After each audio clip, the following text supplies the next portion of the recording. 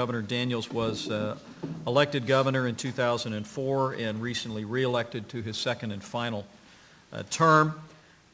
Prior to entering public service, he had a successful career in business and government and has been recently recognized, I might add, by Governing Magazine as the Public Official of the Year. I would commend to the attention of anyone present and those looking in an editorial that Governor Daniels wrote on 15 May 2009 in the Wall Street Journal entitled "Indiana Says No Thanks to Cap and Trade."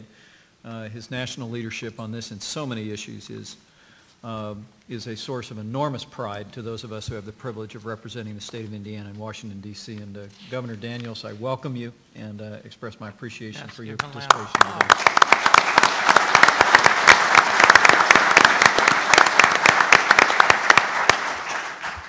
I appreciate the invitation. I appreciate even more getting to sit here. I'm accustomed to that scene where the witness sits down there in the dock and looks up with feigned admiration at the great men and women above them. But you can tell this is not the Senate because we don't have the phone books that we used to sit on over there. This is a lot more fun to be able to actually look at the audience and not wonder if they're snickering behind your back. So snicker right to my face. Let me say particularly to our guests from out of state, welcome to Indiana. You are in a place that believes in effective government, a place that believes in, to use the president's term, government that works. And something we ought to all be able to agree on. I'm only here and only expressing opinions about this particular issue because I do believe that what is on offer under the title of cap and trade legislation in Washington fails the test of government that works. Just to summarize as concisely as I can, the costs of this policy will be certain, massive, and immediate. The benefits of this policy, if any, will be dubious, minuscule, and decades distant. And I really believe that it's important that before we take a plunge of this magnitude, that Americans talk it over, think it through, and I hope will take a deep breath and consider whether there may not be better ways to achieve goals that I'm sure we all agree on. Here in Indiana, we feel the threat of this policy with special acuteness.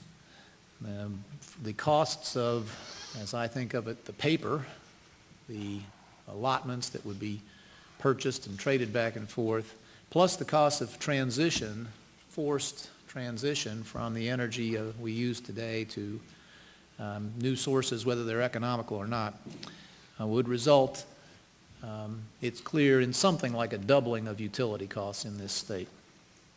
This would be an enormous hardship on particularly low-income people in Indiana, a state with a net income well below the national average. If anything, the greater cost would come later in terms of, or not much later, but in terms of jobs in this state. We are the most manufacturing-intensive state in America. That means we are an energy-intensive state. We do those things that I believe America must do with excellence if we're going to succeed in the world competition. We have a diverse economy, but a very hefty percentage is involved in making things. We make steel, number one. We are number 3 in autos. We are number 1 in RVs. And we have emergent industries, orthopedic devices. And I believe before long, if we don't stunt it with this bill and other policies, electric cars that really are here, and because of a positive business climate and affordable energy is a huge part of that climate. This ought to be a time, I believe, when Americans come together around policies that are likely to increase jobs and increase economic opportunity from top to bottom in American society. This bill does not meet that test. I'm not going to pretend personally to have read it all, but there is a victim of my acquaintance who has. And he directed my attention, and I direct the panels, in the event that you have not read every word of it, to page 761 and the following, where very explicitly this bill makes provision for those thousands of people who will be unemployed because of it. New unemployment insurance and training dollars and the things we do for people thrown out of work. But if there was ever a time in America when we ought not be consciously, knowingly, purposely throwing people out of work, it's now. And perhaps most, I think, unacceptable about this policy is that by its own admission, by its proponents' own analyses, it will not and cannot achieve its stated goals, which is to say that the carbon reductions that it will, that it hopes to achieve cannot possibly move the world thermometer detectably, not even in 50 years. This is if one believes the entire list of assertions about the world's climate, and if one believes that someone has devised a computer program so perfect and expert that it can reliably predict temperatures 50 years out, that very program says this won't do any good. So I want to stress that you are in a state of patriots. The Hoosiers that I know well are not special pleaders. If something is good for America, then we're going to be for it, even if it's not necessarily ideal for our own state. But I am completely sincere in saying that I believe this policy as currently devised is not good for America, and it's certainly very, very hazardous and dangerous to Indiana. You're also in a place of people who try to be constructive.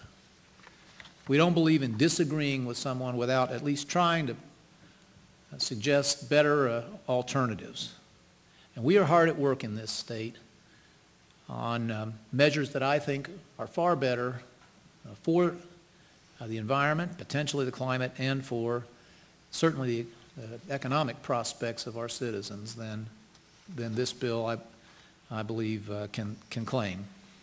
We're very enthusiastic about conservation, expressed in our building codes and in programs now and in prospect to significantly reduce energy consumption. The single best way to reduce both the pollution that is dangerous to human health and the CO2, which some worry about from a climate standpoint, is to reduce total energy consumption.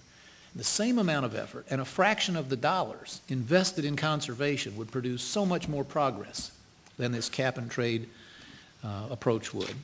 We are enthusiasts in Indiana for alternative sources of energy, and we've been busy about it. We're now a national leader from a flat-footed start just 4 years ago across the world of biofuels. Last year, we were the #1 state in America in the growth of wind power. You won't visit a place where people are more eager to embrace these new technologies. But we all studied our arithmetic.